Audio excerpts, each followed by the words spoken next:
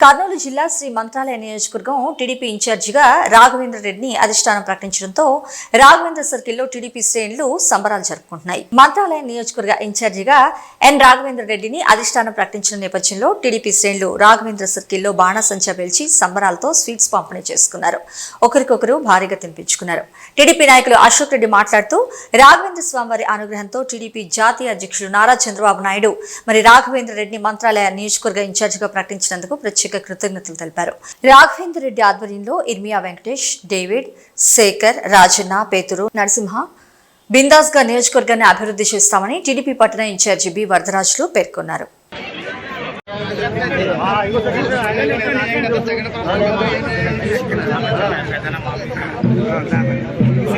ఇచ్చిన మాట ప్రకారంగా అది కూడా తొందరలో ఉద్యోగాలు కూడా ఇవ్వబోతున్నాడు.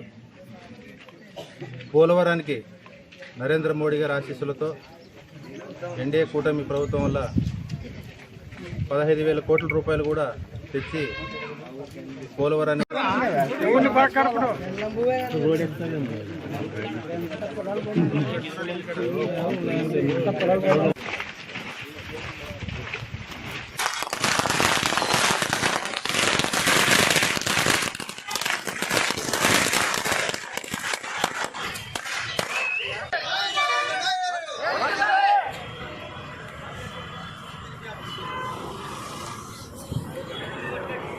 చంద్రబాబు నాయుడు నాయకత్వం, రాఘవేంద్ర రెడ్డి గారి నాయకత్వం, రాఘవేంద్ర రెడ్డి గారి నాయకత్వం, తెలుగుదేశం. రాఘవేంద్ర రెడ్డి గారిని ఇన్ఛార్జిగా ప్రకటించడం జరిగింది ఈరోజు. ఆ సందర్భాన్ని పురస్కరించుకొని మంత్రాలయంలో ఉన్నటువంటి తెలుగుదేశం కార్యకర్తలందరూ కూడా వరదరాజులు మరియు ఎంపీటీసీ సభ్యులైనటువంటి వెంకటేశులు, అశోక్ రెడ్డి, తర్వాత మన శివ, పేతూరు, రాజు, ఇర్మయ్య వీళ్ళందరి నాయకత్వంలో కూడా ఈరోజు సంబరాలు చేసుకోవడం, బాణసంచా పేల్చి సంబరాలు చేసుకోవడం జరిగింది.